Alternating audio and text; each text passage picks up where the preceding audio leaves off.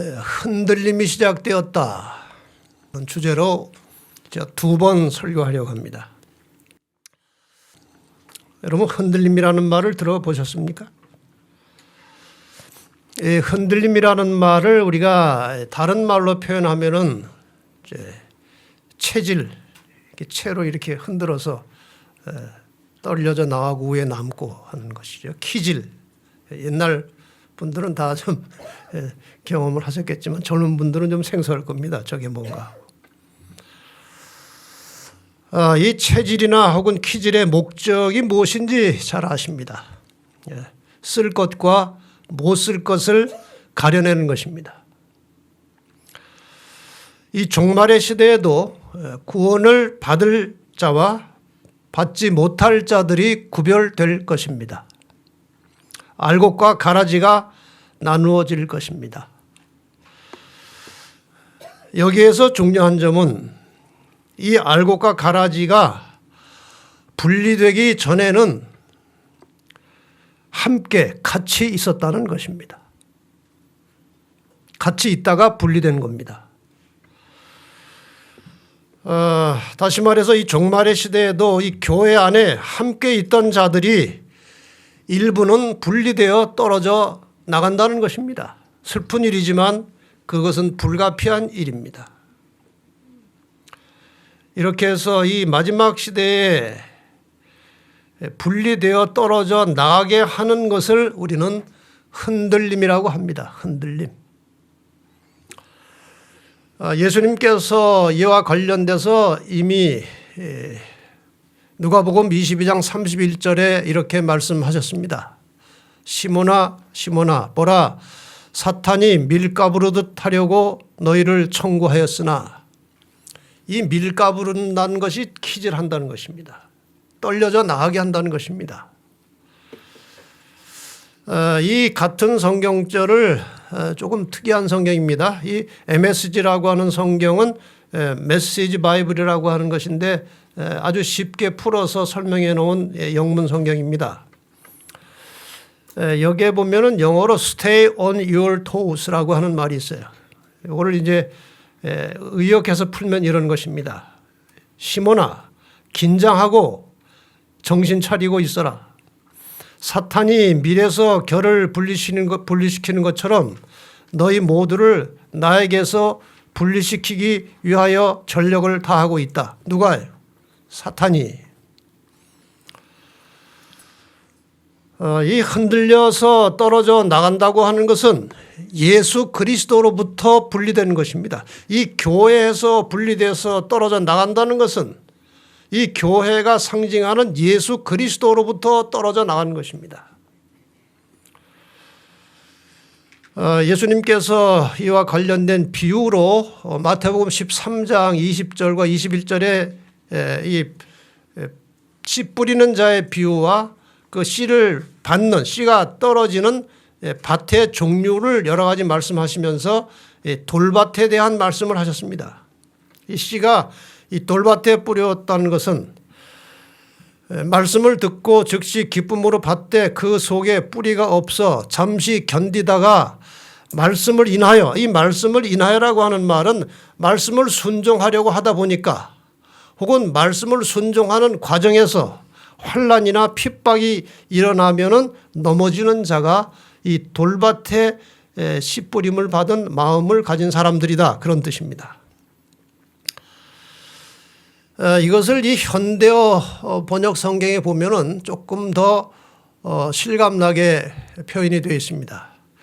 흙이 얇은 돌밭은 가르침을 듣고 기쁜 마음으로 받아들이기는 하지만 그의 생활에 깊이가 없어서 그 씨가 뿌리를 깊게 내리지 못하는 사람의 마음을 가리킨다. 그런 사람들은, 이 마음의 뿌리가 깊지 않은 사람들은, 씨가 떨어져서 뿌리를 내리지 못하고 그냥 가볍게 있던 사람들은 어려움이 닥치거나 박해를 받게 되면 곧 열정은 식어지고 믿음이 흔들려 넘어지고 만다. 이것을 우리는 흔들림이라고 말합니다. 흔들려 떨어져 나가는 것이죠. 하나님은 우리를 끝까지 붙들어 두시려고 하십니다. 그런데 사탄은 하나님을 믿는 사람들을 하나님으로부터 분리시키려고 전력을 다하고 있습니다. 그러니까 성경의 원리로 말하면 하나님과 연결되어 있는 상태는 생명이고 하나님과 분리된 상태는 죽음이에요.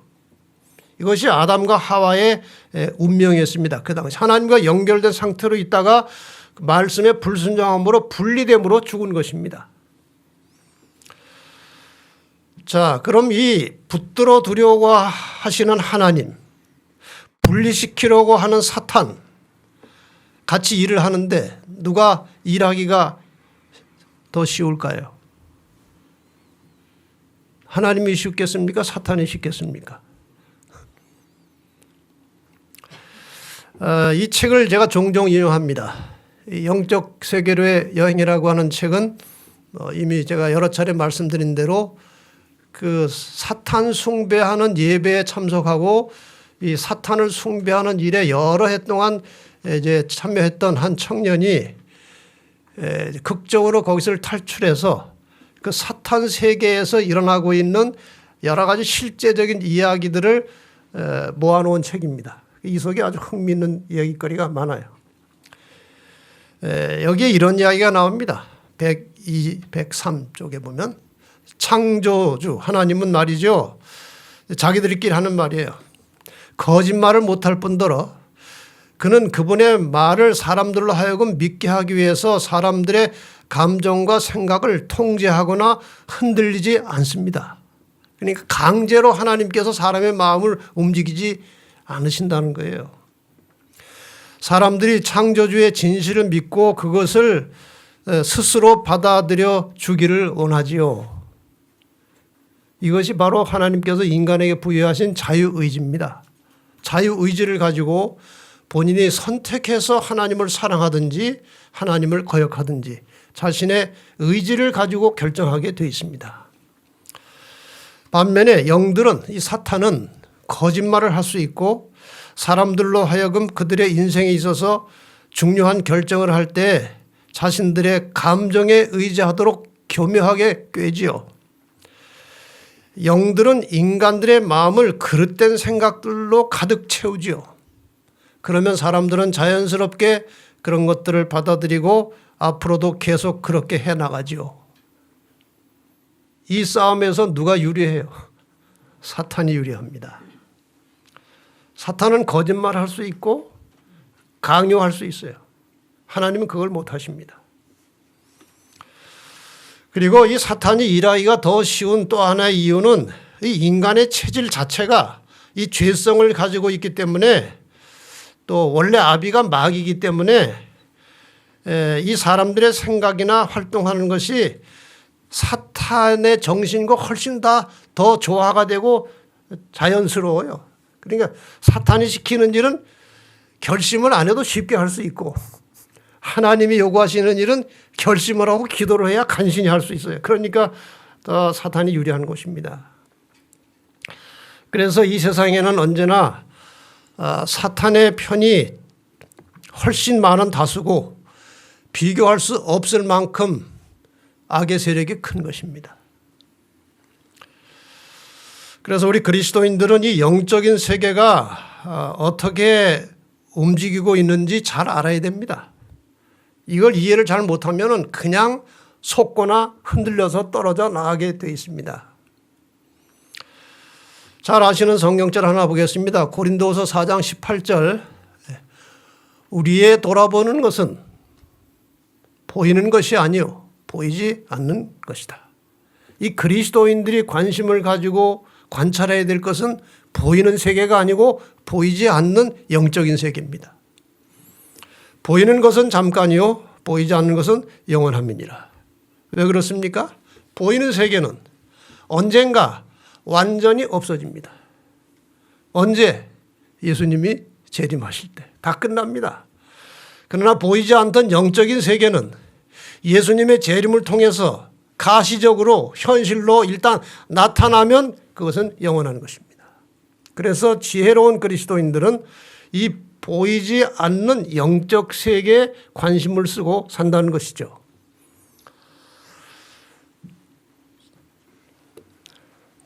자,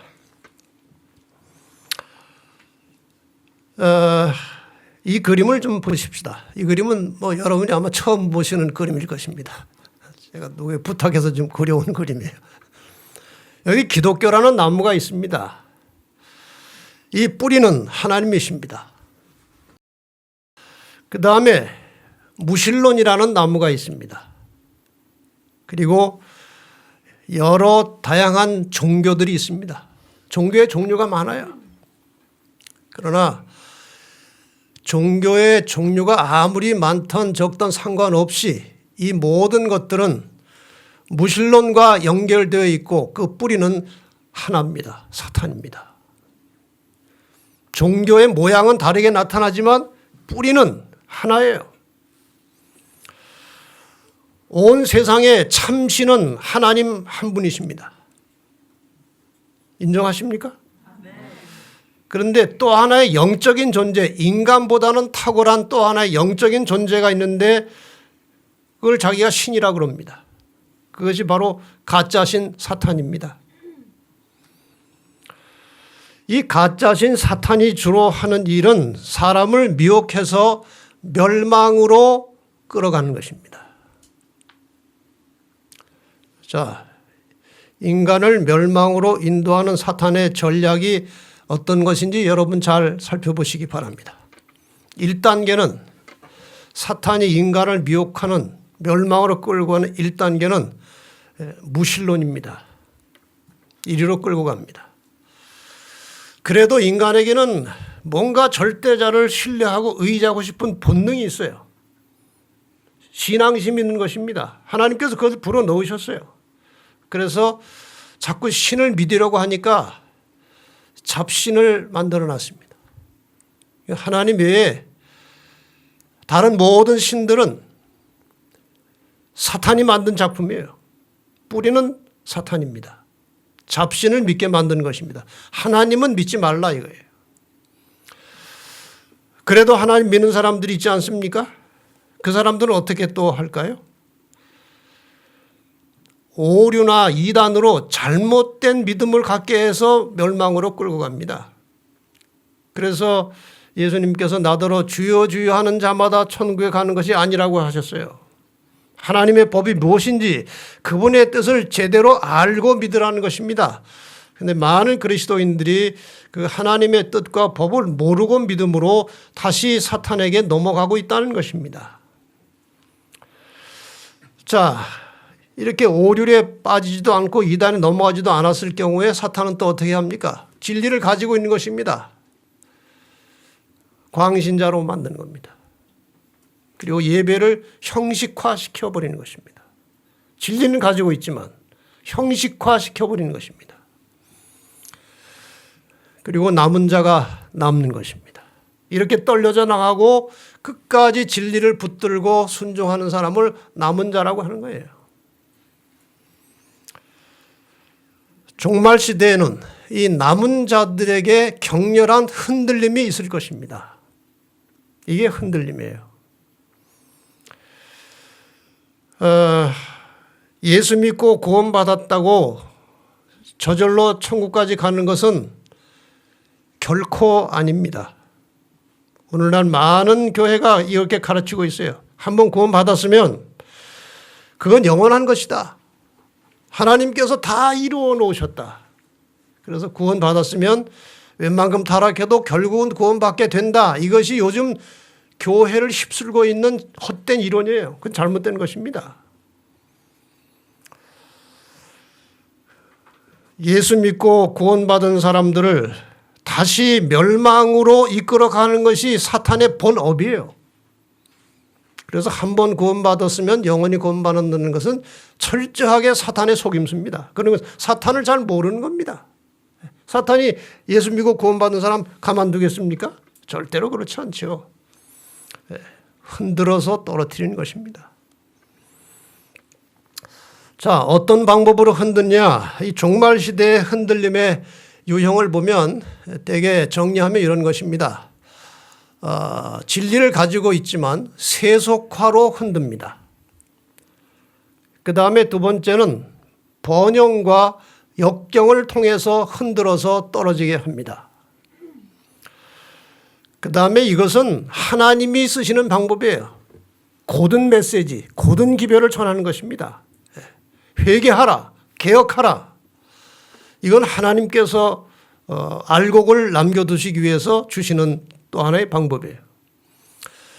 그 다음에 거짓된 교리, 이설로 사람들을 끌어가는데 이것이 무서운 것입니다. 여러 가지 이설이 나타나기 때문에 어느 하나에 걸려들기가 매우 쉬운 것입니다. 그 다음에 육적인 핍박으로 흔들어 버립니다. 그것이 결국 마지막에 있을 일요일 법령은 하나님의 계명을 지키는 자들을 흔들어 떨어뜨리는 마지막 수단이에요. 사탄은 흔들 때 그냥 마구 흔드는 것이 아니고요. 각 개인이 가지고 있는 타고난 약점과 길들여진 악한 습성을 이용해서 시험하는 이 사탄의 전략 때문에 많은 사람들이 교회를 떠날 것이라고 되어 있습니다. 사탄은 우리 개인의 타고난 약점과 우리의 지나간 삶을 통해서 만들어진 습성이 죄로 기울어져 있다는 사실을 잘 알고 있습니다.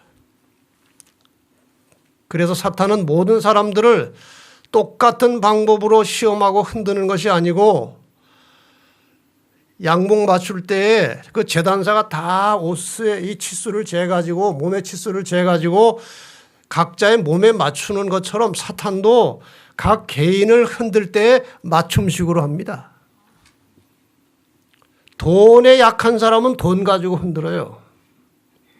명예에 약한 사람들은, 권력에 약한 사람들은 그런 걸 가지고 흔들어요. 또 이성에 약한 사람들은 그걸 가지고 흔들어요. 이렇게 해서 사탄은 각자가 가지고 있는 약점을 너무나 잘 알고 있습니다. 그것을 가지고 사탄이 흔들고 있다는 것이죠. 하나님께서 이러한 시험들을 허락하시는 이유는 교회 안에 참 그리스도인만 남도록 하기 위해서 허락하십니다. 결국 이 사탄의 이러한 흔들림으로 많은 사람들이 떨어져 나갈 것이고 마지막 끝까지 견디는 자들이 남은 자손이 되는 것입니다. 자, 이 세속화를 좀 먼저 몇 가지 생각해 보겠습니다. 이 세속화에 대한 좀 구체적인 항목들은 재물, 쾌락, 어떤 사람은 친구를 끊어버리지 못해서 진리를 선택하지 못하는 사람이 있어요. 진리대로 바르게 살다 보면 이전에 진리를 잘 알지 못하는 친구들과 어울려 살던 생활이 정리가 되어야 됩니다. 옛날 친구들하고 만나면은 지금 내가 받은 진리의 생활과는 전혀 다른 세계입니다. 그래서 친구도 바르게 자기가 신앙을 제대로 하고 있으면 친구도 떨어져 나가게 되어 있습니다. 탐욕, 명예욕 이런 것들입니다. 또 우리의 생활 주변에 많은 도구들이 우리를 세속화시키고 있습니다. 우리가 자주 가까이 보고 있는 TV, 스마트폰, 컴퓨터, 또 노래방, 스포츠 이런 것들이 다 우리를 세속화시키는 도구들 중에 하나입니다. 마태복음 6장 24절에 이렇게 말씀하셨습니다. 한 사람이 두 주인을 섬기지 못할 것이니 혹 이를 미워하며 저를 사랑하거나 혹 이를 중히 여기며 저를 경히 여김이라. 너희가 하나님과 재물을 겸하여 섬기지 못하느니라.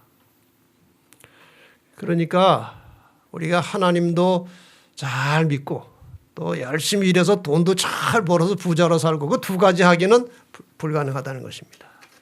한쪽을 열심히 하다 보면 한쪽은 제대로 하지 못하게 되어 있어요. 야고보 4장 4절에 누구든지 세상과 벗이 되고자 하는 자는 스스로 하나님과 원수되게 하는 것이니라. 세상과 깊이 어울려서 살고 싶으면 결국 하나님과 원수가 된다는 것이죠. 디모데전서 5장 6절 일락을 좋아하는 이는 살았으나 죽었느니라. 이건 좀 어려운 말인데요. 그냥 먹고 즐기고 노는 거 좋아하는 사람이 있어요. 막 놀러 다니고 그냥 즐기고 이런 거 좋아하는 사람이 있어요. 뭐 나쁜 짓은 안 하지만 그런 거 즐기는 사람들이 있는데 그런 건 너무 즐기고 거기에 이렇게 매어서 살면 그게 사는 것 같지만 죽었다는 것입니다. 영적으로요. 우리 바이블 코멘터리 성경 주석 6권에 보면 세상은 교회를 체질하고 교인들의 순수성을 시험하는 도구다 그랬어요. 여러분 이 말씀을 잘 새겨놓으시기 바랍니다. 우리가 이 세상을 살아갈 때 당면하는 여러 가지 문제들, 인간의 이 중심에서 우러나오는 여러 가지 죄악적인 본성들 이런 것들하고 세상하고 부딪혀서 살다 보면 이것에 의해서 내가 순수한 신앙인인지 거짓된 신앙인지가 드러난다는 것입니다. 또 영감적인 또 증언의 말씀 보면 탐심과 이기심과 돈을 사랑하고 세상을 사랑하는 마음 이러한 악은 하나님의 백성들 사이에서 희생의 정신을 파괴하고 있다. 이러한 탐심을 마음속에 간직하고 있는 자들은 그것을 깨닫지 못한다. 그것은 부지중에 그들을 사로잡았다. 자기도 모르는 사이에 깊이 들어가 버린 것입니다. 이 인간의 죄악적인 성향은 제가 종종 드리는 말씀처럼 이 인간의 죄된 성향과 습관이라고 하는 것은 바다에서 배가 완전히 고장이 나서 움직이지 못하는 상황에서 여러 날을 지나는 동안에 물이 다 떨어져서 목이 마를 때 바닷물 마시는 것과 같다고 그랬어요. 목이 말라요. 근데 물 다 떨어졌어요. 근데 옆에 보니까 천지가 다 물이에요. 바닷물 마셨어요. 갈증이 가십니까? 갈증이 더합니다. 당장 또 물이니까 또 마셔요. 갈증은 더합니다. 그러다 죽어요. 인간의 욕망이란 그런 것입니다. 인간의 악한 습성이라는 것은 그런 원리입니다. 제가 좀 알고 있는 어떤 한 분이 장로님이신데 미국에 이민 가셨어요. 아주 훌륭한 분이에요. 근데 한번 도박을 하는 그 동네가 무슨 동네예요? 라스베가스? 거기 갔어요. 그냥 관광으로 간 거죠. 관광으로 가면 이제 가서 뭐 노름을 하려고 하는 건 아니고 그냥 재미삼아 이렇게 뭘 사가지고 집어넣고 이렇게 한번 이제 해보는 그런 일을 관광 코스에 하는 모양이에요. 이분이 그걸 했는데 말이에요. 대박이 터진 거예요. 이게 웬일입니까? 그래서 이제 큰 돈을 따가지고 집으로 왔는데 누우면 그 생각이 자꾸 나는 거예요. 그 욕심이 생겼어요. 그 다음에는 관광으로가 아니고 직접 하러 간 거예요. 그게 잘 됩니까? 꼬박꼬박 돈을 다 잃고 나중에는 집까지 팔아서 망했어요. 인간의 죄된 습성, 성향이 그런 것입니다. 자기도 모르는 사이에 반복되면 물들어서 그렇게 버려지는 겁니다. 또 우리가 일상생활에서 사용하는 이 기구들을 통해서도 사탄이 역사하고 있다는 사실을 아셔야 합니다. 여기 세 가지 도구가 있습니다. 텔레비전, 컴퓨터, 그리고 스마트폰. 늘 이것과 마주대하고 삽니다. 붙들고 살아요. 사탄이 저걸 가만둘까요? 여러분 저 속을 보면요. 모든 만들어지는 프로그램 속에 뭐가 들어있는가 하면 기본적으로 무신론 사상이 들어있어요. 영혼불멸 사상이 들어있어요. 진화론 사상이 들어있어요. 유물론 사상이 들어있어요. 이런 것이 모든 프로그램의 배경에 다 들어있는 것입니다. 그리고 내용은 주로 향락주의, 쾌락주의, 물질 만능주의, 부도덕, 폭력 이런 것들이 이 속에 가득 들어 있어요. 이거 프로그램을 만드는 사람들이 그런 사상을 가진 사람들이라 그런 것이 나올 수밖에 없어요. 샘물이 그러니까 나오는 물이 다 그런 것입니다. 그래서 여러분 이것들을 대할 때 기도하고 대하시기 바랍니다. 뭐 저도 연약한 인간이기 때문에 뭐 이런 것들을 대하다 보면은 뭐 뉴스를 그 정도만 보면 되는데 뭐 이것저것 연결해서 자꾸 나오니까 자꾸 보다 보면 시간이 많이 가버려요. 그래서 제가 제 컴퓨터 속에다가 이런 카드를 하나 만들어서 여기다 꽂아놓고 열면 이게 먼저 나오게 해봤어요. 뭔가 하면은 Ask God before everything. 모든 것 전에 하나님께 구하라는 거예요. 그래서 컴퓨터 열고 좌판 내리기 전에 기도하는 거예요. 하나님 이거 지금 내가 일 시작하는데 헛시간 보내지 않게 해주시고 또 설교 준비할 때 영감도 주시고 기도를 해버릇하는 거예요.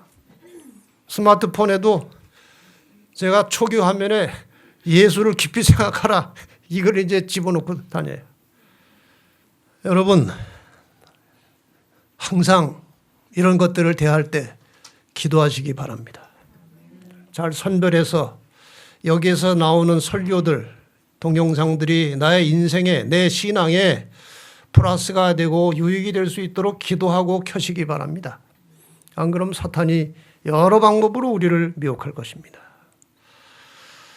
흔들림의 또 다른 요인 아까 보신 대로 번영과 역경입니다. 우리가 이 신앙을 하다 보면 이제 번영할 때가 있고 아주 어려움을 당할 때가 있어요. 번영할 때 나타나는 현상은 대개 이렇습니다. 이 번영할 때는 현재 신앙에 그냥 만족합니다. 그냥 안주합니다. 조금 더 안 좋은 케이스는 두 번째 더 큰 번영을 위해서 신앙을 떠납니다. 사업이 잘 되니까 바빠요. 그러니까 안식일 날 교회 와서 예배 드릴 시간이 없어요. 집에서 성경 보고 기도할 시간이 점점 없어지는 것입니다. 그러다 보면 이제 신앙을 떠나게 된다는 것이죠.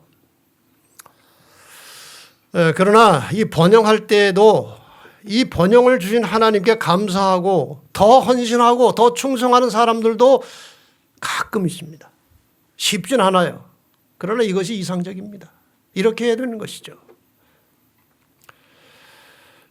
역경이 올 때 나타나는 현상 비슷합니다. 첫째, 하나님을 원망하고 신앙심이 약해집니다. 하나님 내가 교회 열심히 나가는데 내가 교회 일도 참 봉사도 열심히 하는데 내가 왜 이렇게 힘들게 고생을 하게 됐습니까? 하고 하나님을 원망할 수 있어요. 신앙이 약해질 수 있어요. 신앙의 회의를 느끼고 교회를 떠나버리기도 합니다. 너무 힘들면. 먹고 살아야 되니까.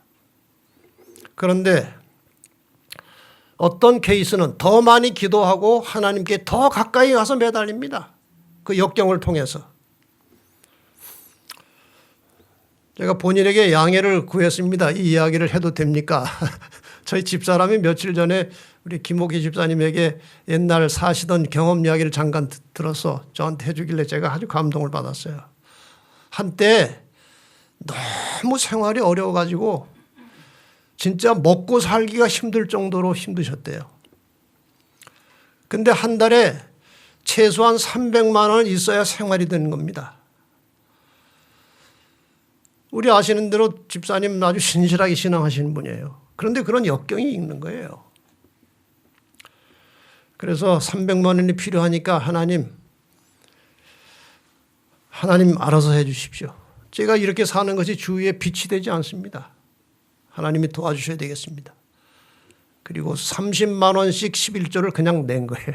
매달. 그 다음 해는 40만 원씩 낸 거예요.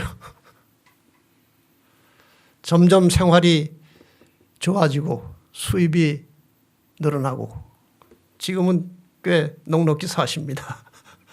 여러분 역경이 올 때 좌절하고 실망하지 마시고 하나님께 더 가까이 나가서 기도하시기 바랍니다. 하나님께서 우리의 삶을 지켜주실 것입니다. 아까 그 성경절 다시 보겠습니다. 씨앗이 돌밭에 뿌리었다는 것은 말씀을 듣고 즉시 기쁨으로 받지만 그 속에 뿌리가 없어 잠시 견디다가 말씀을 인하여 환난이나 핍박이 일어나는 때 넘어지는 자요. 여러분, 하나님의 말씀이 여러분의 마음밭에 심겨질 때 여러분의 그 마음밭이 옥토가 되어서 뿌리를 깊이 내리고 많은 열매를 맺는 그런 신앙을 하시기를 바랍니다. 방법은 말씀을 듣는 대로 목숨을 다하여 순종하는 것입니다. 그것이 사람을 견고하게 만드는 거예요. 순종하지 않는 신앙은 그것이 돌밭에 뿌려진 씨앗과 같은 것입니다.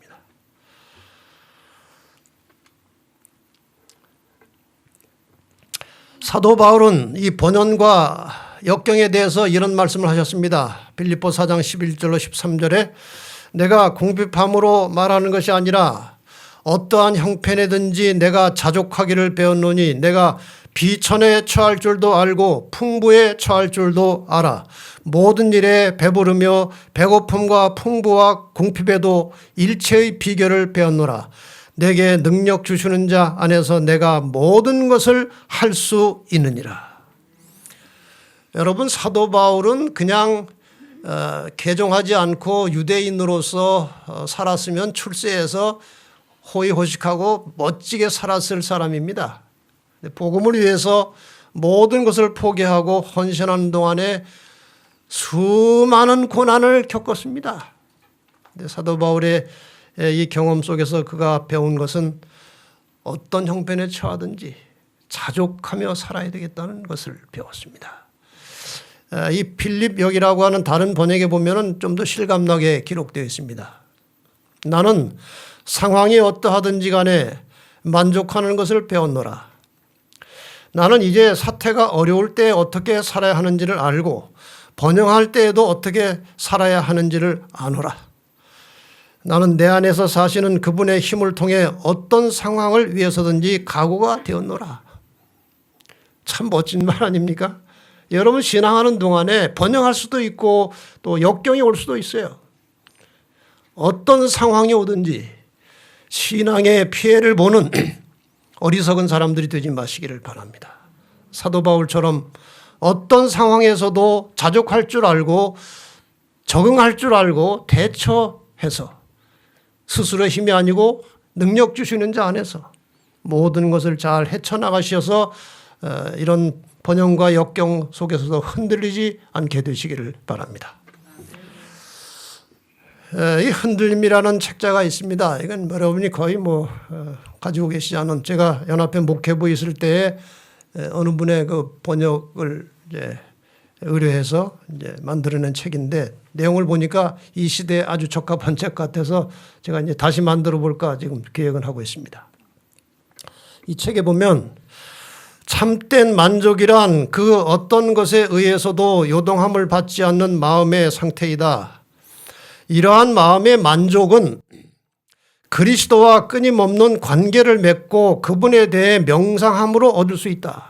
저절로 만족이 오는 것이 아니고 내가 그냥 결심한다고 만족되는 것이 아니고 그리스도와 끊임없는 관계를 맺고 그분에 대해 명상함으로 얻을 수 있다. 우리가 처한 상황이 우리의 신앙을 주관하게 해서는 안 된다. 우리의 상황이 우리의 신앙을 주관하게 하지 말고 우리의 그리스도인 경험은 우리에게 어떤 일이 일어난다 해도 지속적인 것이 되게 해야 한다. 변덕을 부리지 말라는 것입니다. 내가 하나님 믿고 순종하겠다고 결심했으면 주변의 상황이 어떠하든지 지속적으로 그 믿음을 가지고 전진하라는 거예요.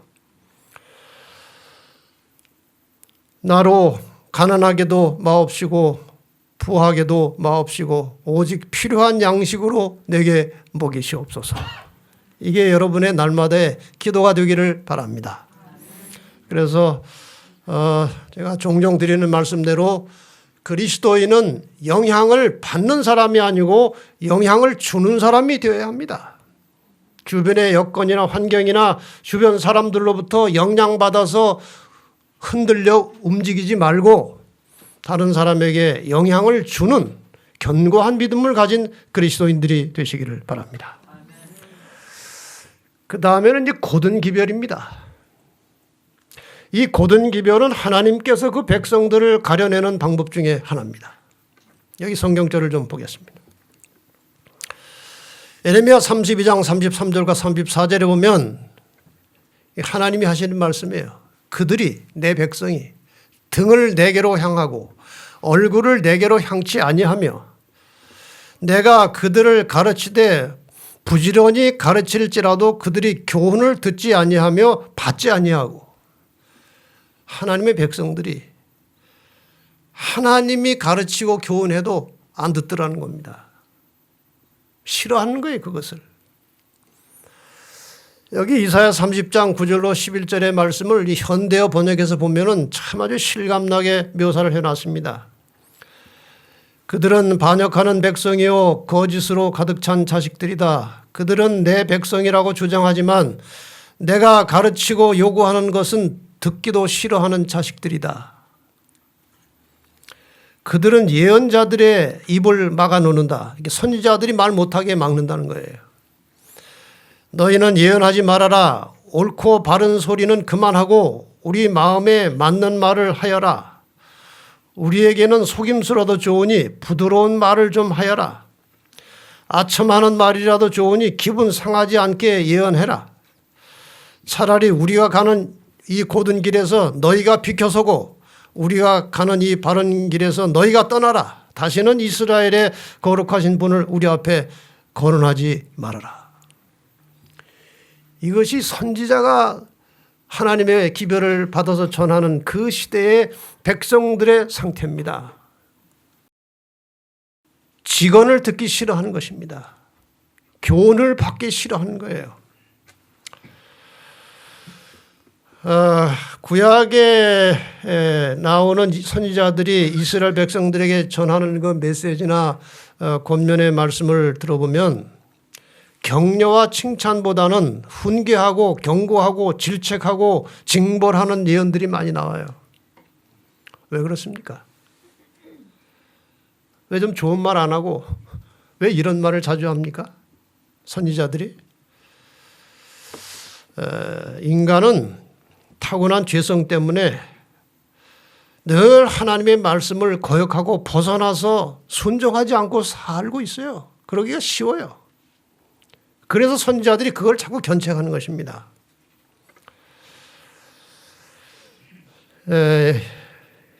이 고든 기별이란 무엇이냐? 죄를 회개하라는 것입니다. 근데 회개하라고 그러면 기분 나빠요. 내가 뭔 죄가 있어? 또 어떤 사람은 너무 회개할 게 많으니까 귀찮아요.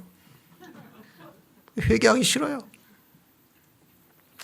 죄된 습관을 버려라. 이게 다 고든 기별이에요. 당신 지금 이거 하고 있는데 담배 끊어. 그 죄된 습관을 버리라고. 이게 고든 기별이에요. 겸손하라. 겸손하기 싫어요. 희생하라. 희생하기 싫어요. 복음을 전해라. 전도하기 싫어요. 하나님 말씀에 순종해라. 아유, 그게 쉽습니까? 이게 다 자기 생활에 어긋나기 때문에 이런 기별을 대부분의 사람들이 싫어하는 거예요. 구약시대만 그런 것이 아니고 오늘 우리도 마찬가지 아닙니까? 역사는 발전하지만 인간은 동일하다. 그런 말이 있어요.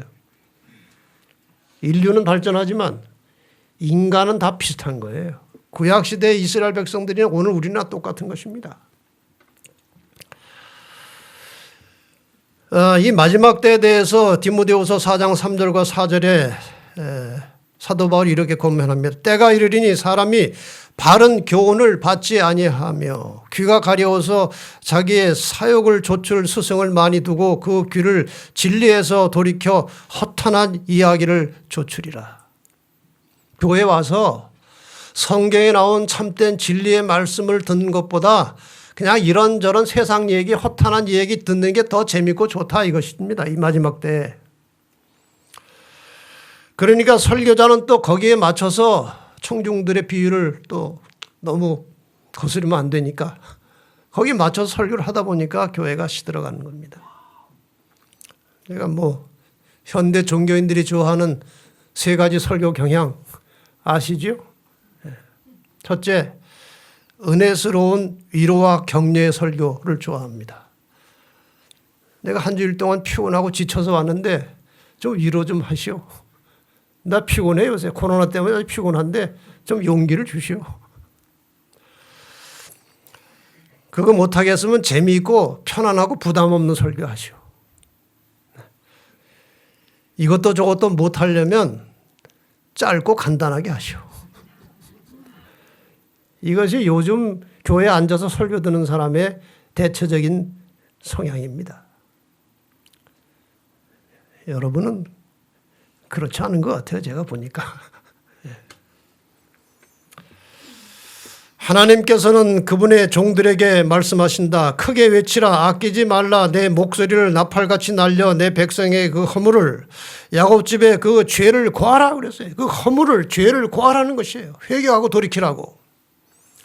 그러나 하나님의 성령의 감동함을 받은 입술을 통해서 분명하고도 고든 기별이 흘러나올 때 그것을 경멸하는 사람들이 있다. 그것을 무시하는 사람들이 있다. 그것을 아주 싫어하는 사람들이 있다는 거예요.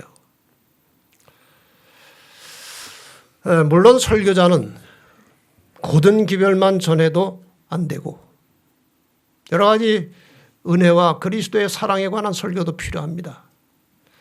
또 청중들은 편안한 기별만 좋아해도 안 됩니다.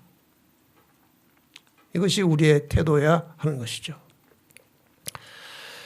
이제 네 번째 흔들림은 이설에 의한 흔들림인데 그것은 아까 말씀드린 대로 이제 다음 설교 때 제가 그것만 집중적으로 좀 하려고 합니다.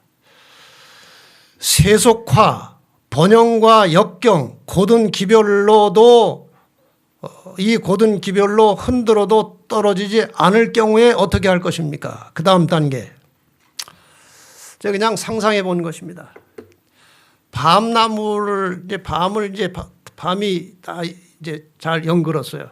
그럼 초기에는 어떻게 했답니까? 밤나무를 흔들어요. 그럼 이제 떨어져요. 그럼 웬만큼 떨어졌으면 어떻게 해요? 그 다음에 더 세게 흔들어요. 그럼 또 떨어져요. 근데 위에 매달려 있는데 안 떨어져요. 그럼 뭘 합니까? 막대기로 치는 거예요.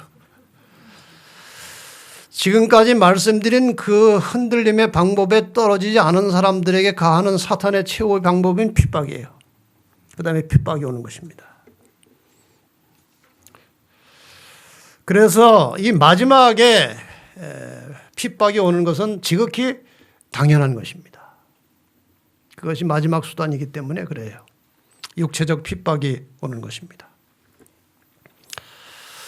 예수님께서 이미 말씀을 하셨습니다. 마태복음 5장에 의를 위하여 핍박을 받는 자는 복이 있나니, 의를 위해서 살면 핍박을 받는다는 겁니다. 그런데 복이 있다는 것이죠. 천국이 저희 것입니다. 나를 인하여 너희를 욕하고 핍박하고 거짓으로 너희를 거스려 모든 악한 말을 할 때에는 너에게 복이 있나니 기뻐하고 즐거워하라. 하늘에서 너희의 상이 큼이라. 너희 전에 있던 선지자들을 이같이 핍박하였느니라. 이게 참 쉬운 일은 아니죠.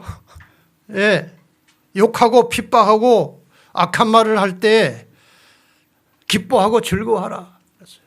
뭘 생각하고? 장차 있을 하늘의 복을 생각하고 기뻐하라는 것입니다.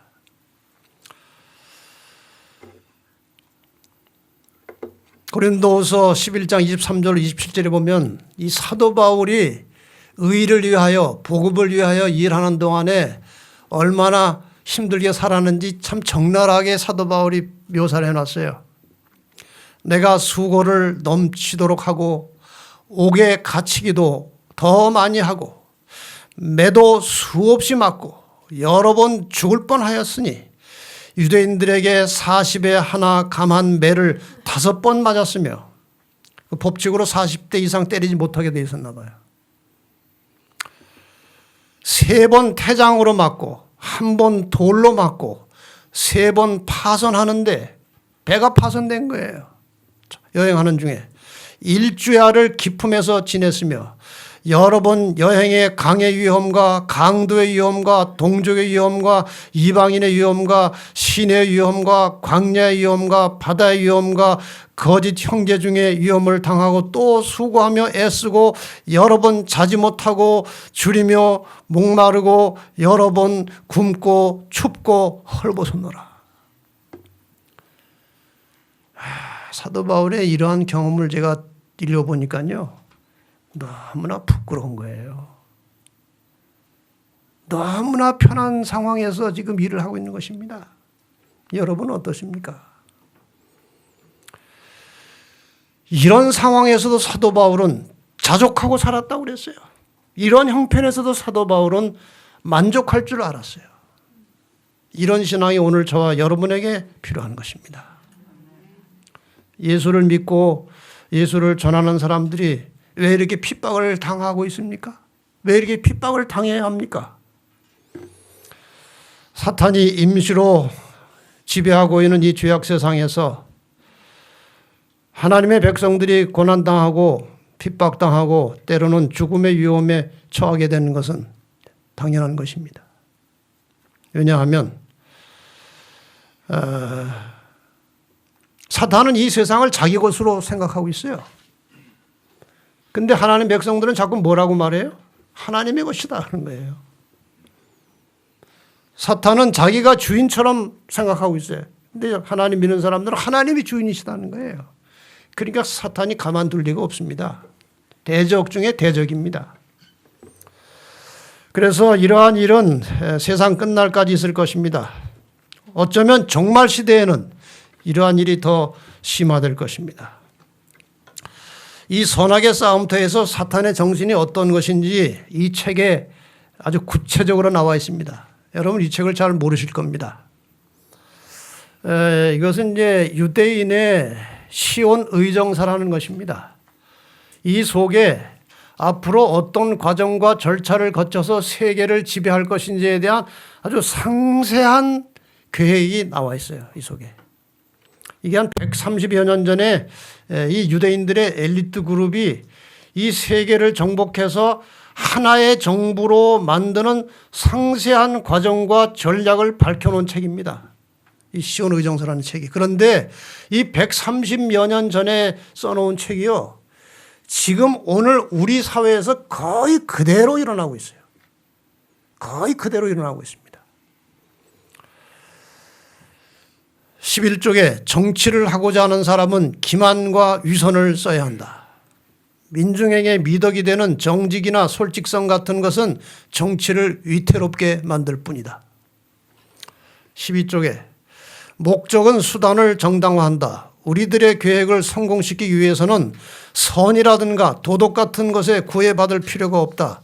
다만 필요하거나 유효한 것에 관심을 기울여야 한다. 선악의 개념이 없는 것입니다. 목적을 위해서는 어떤 수단을 써도 상관이 없다는 것입니다. 15쪽, 우리들의 목적을 달성하기 위해서는 뇌물 거래나 사기 또한 재산 탈취까지도 주저할 필요가 없다. 이러한 사탄의 정신이 지배하는 죄인들이 하나님의 백성들을 핍박하고 그들을 이 세상에서 제거하는 일에 하나로 연합해서 일하는 것은 아주 쉽고 자연스러운 일이 될 것입니다. 그러니까 자신들의 목적을 위해서는 수단 방법을 가리지 않기 때문에 죽이는 것 얼마든지 할 수 있어요. 자유를 빼앗는 것 얼마든지 할 수 있어요.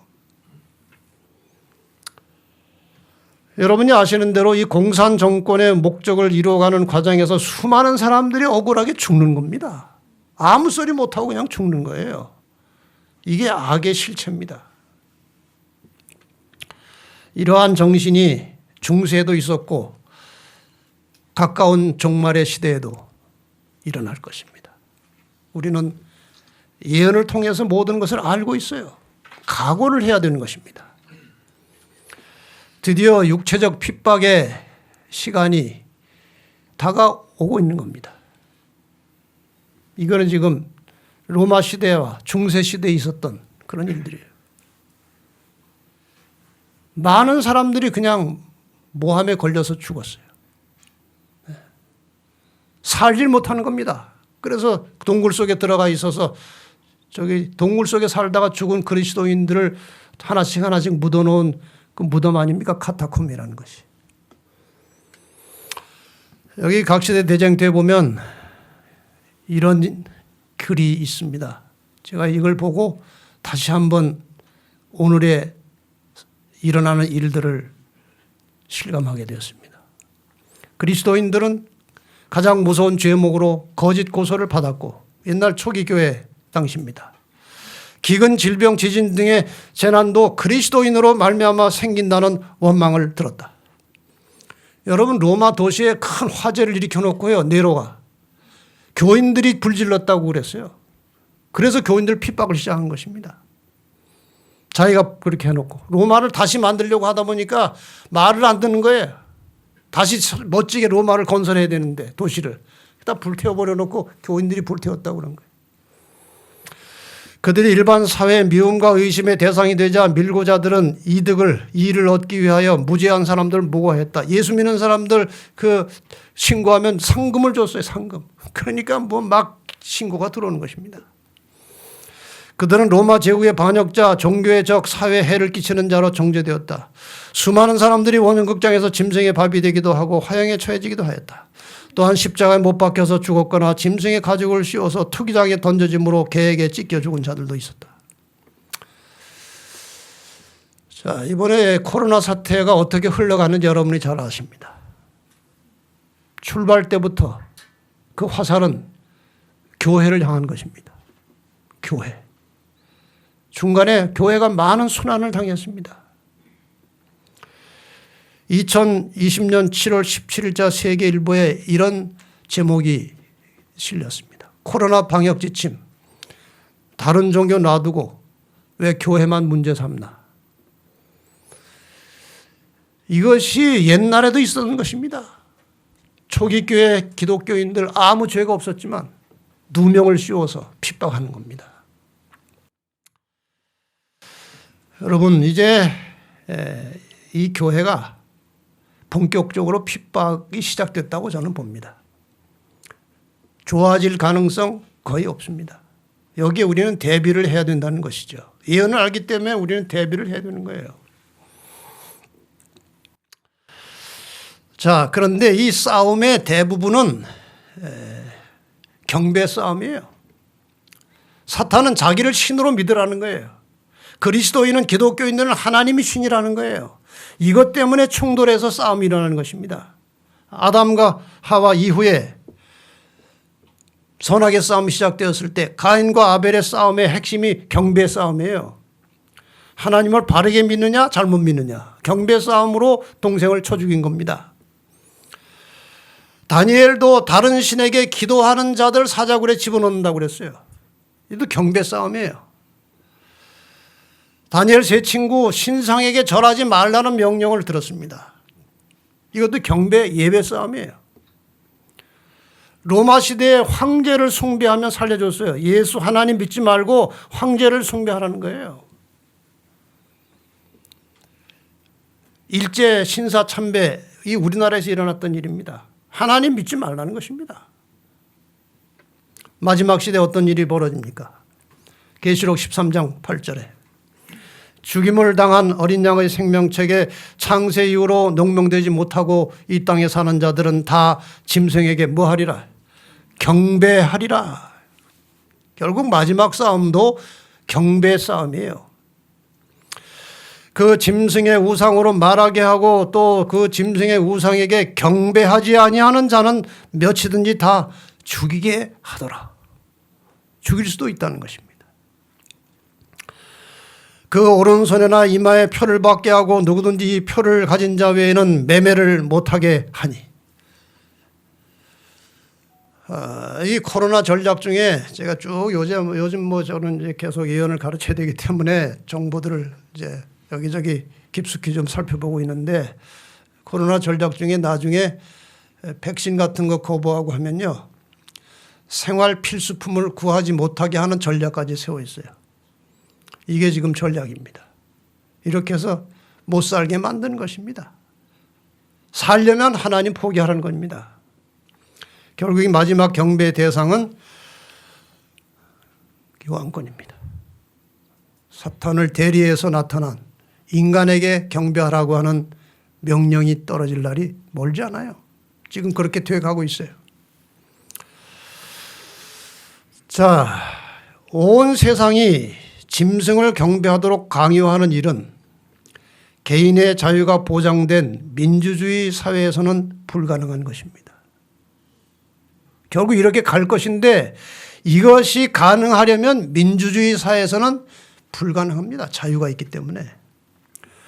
그래서 결국 세상은 하나의 독재자를 중심으로 하는 사회주의 체제로 갈 수밖에 없고 지금 그리로 가고 있는 겁니다. 통제와 감시, 강요를 위해서는 이 체제가 불가피한 거예요. 자, 그럼 코로나 이후에 예측되는 세상과 남은 자손의 자세가 무엇인가? 이 코로나 때문에 국민들은 불안해하고 있고 경제는 피폐해지고 있고 희망을 잃어가고 있습니다. 경제가 어려워지면 국민들은 국가로부터 도움을 받기를 기대하는 것입니다. 지금 그런 일이 벌어지고 있지 않습니까? 장사가 안 되는 거예요. 다 문 닫는 거예요. 수입이 없어요. 국가한테 좀 보조해달라는 것입니다. 이게 이제 길들여져 가는 거예요. 점점 이 코로나를 가지고 사람들의 개인의 삶을 조여가고 있는 것이고 우리는 조임을 받고 있는 거예요, 지금. 이것이 현실입니다. 이것이 앞으로 어떻게 될 것이냐 이거예요. 제가 많은 정보들을 기초로 해서 이 코로나 이후에 예측되는 미래 상황을 몇 가지로 정리해 봤습니다. 첫째, 이 코로나는 세계를 통합하며 통제와 감시 사회로 세상을 만들어가고 있는 것입니다. 두 번째, 전 세계는 지금 사회주의 중심의 세계 단일 정부로 가고 있어요. 너무나 분명하게 보이는 것입니다. 세 번째, 경제가 피폐해지면서 국민은 생존을 국가에 의지하게 되어버립니다. 네 번째, 이 코로나 현상이 장기화되면서 결국 국민은 국가에 종속될 가능성이 많은 것입니다. 다섯 번째, 결국 백신도 강요될 것이고 백신을 회피하면 요주의 인물이 된다는 겁니다. 지금 이 다섯 가지는 이 코로나와 직접 관련된 현상들입니다. 현재 우리가 당하고 있는. 그다음에 장기적으로 어떻게 될 것이냐. 뭐 현재 당하고 있죠. 일단은 사회주의의 주적인 기독교가 핍박의 대상이 되는 겁니다. 사회주의가 제일 싫어하는 것이 기독교예요. 네. 사회주의는 인간이 모든 것의 주인이에요. 그러나 기독교는 하나님이 모든 것의 주인이에요. 그래서 서로 공존할 수가 없는 겁니다. 일곱 번째, 결국 개신교는 천주교와 연합하게 될 것입니다. 지금 거의 다 되어 있어요. 그리고 개신교와 천주교가 연합해서 하나의 기독교로 통합이 되면 다른 모든 종교가 다 교황을 중심으로 하나로 통일됩니다. 그게 거의 다 돼 있죠. 선언만 하면 돼요. 여덟 번째, 사탄은 마지막에 종교와 정치를 하나로 통합해서 종교가 다 하나가 되면 정치하고 딱 묶어버립니다. 그래서 통합해서 사탄이 인간을 통해서 세계를 다스리게 되는 거죠. 아홉 번째, 사탄의 마지막 공격 대상은 끝까지 하나님의 계명을 지키는 사람들입니다. 이들이 마지막 공격 대상이에요. 계시록 12장 17절에 용이 여자에게 분노하여 돌아가서 그 여자의 남은 자손 곧 하나님의 계명을 지키며 예수의 증거를 가진 자들로 더불어 싸우려고 바다 모래 위에 섰더라. 이 날이 이제 온다는 거죠. 열 번째, 다양한 흔들림 이후에 사탄의 마지막 공격 방법은 육체적 핍박이다. 이 날이 온다는 거죠. 자, 이제 이 마지막 때 어떤 방식으로 무엇이 올지 설명을 드리고 이제 마치겠습니다.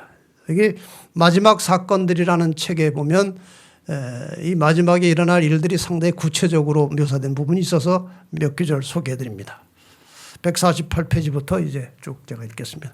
사탄은 다음과 같이 말한다. 음식과 의복의 부족에 대한 공포심 때문에 그들은 하나님의 율법을 범하고 세상과 연합할 것이다. 세상은 전부 나의 통치 아래 있게 될 것이다. 우리가 그리스도를 위하여 고난을 당하도록 요청을 받는다면 우리는 어린아이가 그의 부모를 신뢰하듯이 그분을 신뢰하면 감옥까지 갈 수 있을 것이다. 지금은 하나님을 믿는 믿음을 개발해야 할 때다. 우리를 위한 최선의 길은 하나님과 밀접한 관계를 맺는 것이다. 매일의 생활 속에서 그분께서 우리가 진리를 위하여 순교자가 되기를 원하신다면 그것은 보다 많은 사람들을 진리로 인도하는 방편이 될 것이다. 혹시 하나님께서 우리를 순교하도록 허락하신다면 그것을 통해서 많은 사람들이 진리를 발견하고 생명을 얻는 방편이 될 것이라, 그런 뜻이에요. 사람들이 싸움에서 굳게 설 수 있는 유일한 방법은 그리스도 안에 뿌리를 굳게 내리는 것이다. 그들은 예수께서 가르치신 그대로의 진리를 받아야 한다. 진리가 그와 같이 제시될 때만 영혼의 필요를 충족시킬 수 있다. 여러분, 종말의 시대에 견고한 믿음으로 만족한 신앙할 수 있는 최선의 길은 성경의 진리를 그대로 깨닫고 믿고 순종하는 것입니다. 이것이 길이에요. 그것 때문에 바로 반석 위에 집을 짓는 것입니다. 어떤 풍파가 와도 흔들리지 않는 집을 지어야 하는데 마태복음 7장에 모래 위에 지은 집, 반석 위에 지은 집의 구분이 무엇입니까? 말씀을 듣고 순종하는 자는 그 집을 반석 위에 지음과 같다고 말씀하셨어요. 그러니까 말씀을 알고 들어도 순종하지 않고 그 생활이 견고해지지 않으면 그거는 모래 위에 지은 집이라, 이런 뜻이죠.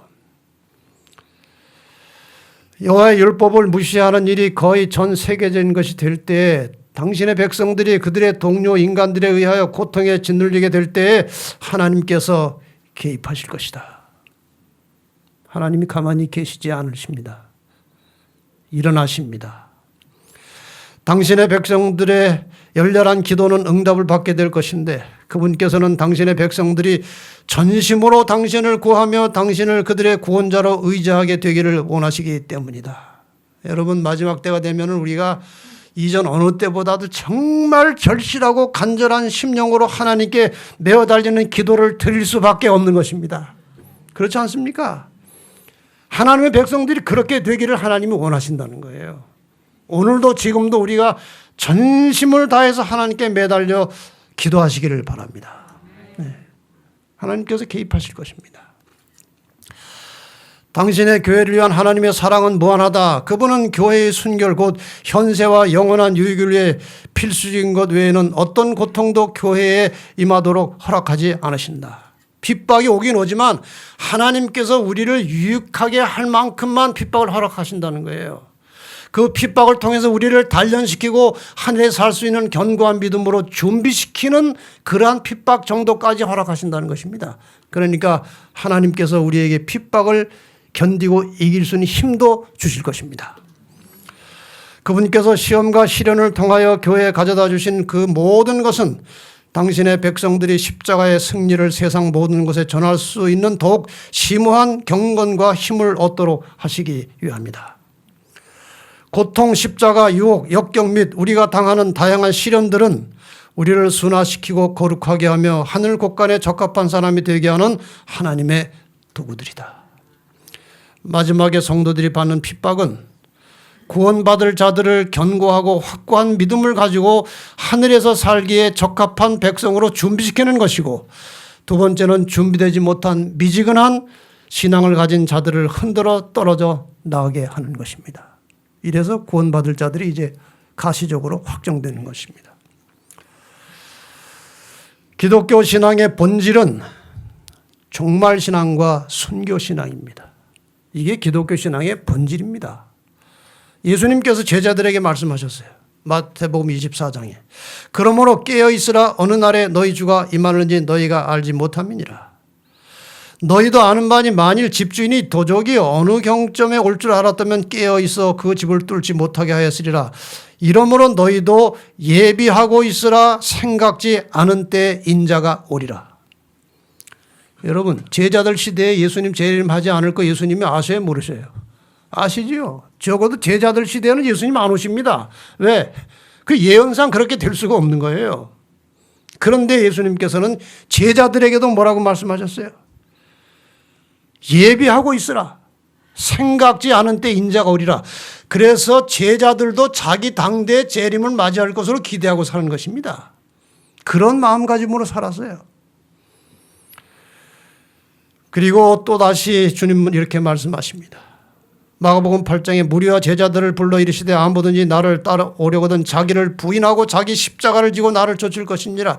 십자가의 결말은 죽음이에요. 나를 따라오려면 죽을 각오하고 오라는 것입니다. 왜? 사탄이 죽이려고 하니까요. 무릇 자기 목숨을 보존하고자 하는 잃을 것이요 잃는 자는 살리리라. 이게 예수님이 하신 말씀이에요. 내가 죽도록 충성하라. 그리하면 생명의 면류관을 주리라. 종말신앙, 순교신앙이 기독교 신앙의 본질입니다. 이런 각오가 필요한 거예요. 사탄은 하나님의 백성들의 목숨까지도 빼앗으려고 달려듭니다. 그래서 성경의 역사와 기독교 역사를 보면 하나님의 많은 백성들이 순교를 당했습니다. 마지막 시대에도 그런 일이 있을 것이기 때문에 그리스도인들에게 부활의 신앙이 필요합니다. 부활의 신앙이 필요한 거예요. 예수께서 가라사대 나는 부활이요 생명이니 나를 믿는 자는 죽어도 살겠고. 믿으십니까? 이 신앙이 있어야 된다는 거예요. 부활의 신앙. 그러므로 내 사랑하는 형제들아 견고하며 흔들지 말며 항상 주의 일에 더욱 힘쓰는 자들이 되라. 흔들리지 말며 주의 일에 힘쓰는 자들이 되라. 이는 너희 수고가 주 안에서 헛되지 않은 줄을 알미니라. 여러분 흔들리지 마시고 끝까지 견디시기 바랍니다. 우리의 수고가 헛되지 않을 것입니다. 마지막 이 성경절을 다 같이 읽고 마치겠습니다. 시작. 주께서 호령과 천사장의 소리와 하나님의 나팔로 친히 하늘로 쫓아 강림하시리니 그리스도 안에서 죽은 자들이 먼저 일어나고 그 후에 우리 살아남은 자도 저희와 함께 구름 속으로 끌어올려 공중에서 주를 영접하게 하시리니 그리하여 우리가 항상 주와 함께 있으리라. 아멘.